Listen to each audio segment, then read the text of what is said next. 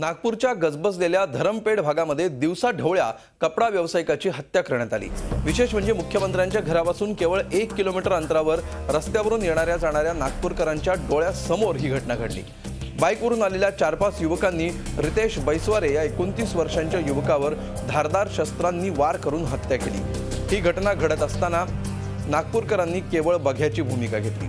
रितेश यांच्यावर जीवघेणा हल्ला होत असताना कोणत्याही नागरिकानं हल्लेखोरांना हटकण्यासाठी पुढाकार घेतला नाही। नागरिकांच्या निष्क्रियतेमुळेच गुन्हेगार दिवसा ढवळ्या खुनासारखे गुन्हे करून राजरोसपणे फिरतात हे या प्रकरणावरून पुन्हा एकदा स्पष्ट झालंय।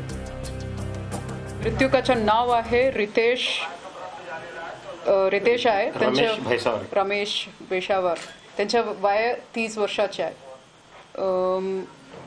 एमएलए हॉस्टेलच्या मागे ते राणाची ठिकाण आहे, एमएलए निवासस्थानची मागे यांचे समजा सकाळी त्यांना म्हणजे याच्यासाठी गेलं होतं, जिम मारण्यासाठी गेलं होतं। त्यांच्यासोबत एक मित्र पण होता। गेल्यानंतर 3 लोक तिकडे लपून बसलेले होते, त्यांना येऊन यांना मारलेली आहे। 3 लोक होते।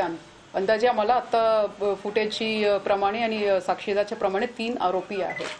त्यांच्या आरोपीच्या शोध करण्यासाठी आमची टीम पाठवलेली आहे। आम्हाला संशयित व्यक्तीचे नाव पण मिळालेले आहे, त्याचा शोध करण्यासाठी काम चालू आहे। झी 24 तास रहा एक पाऊल पुढे।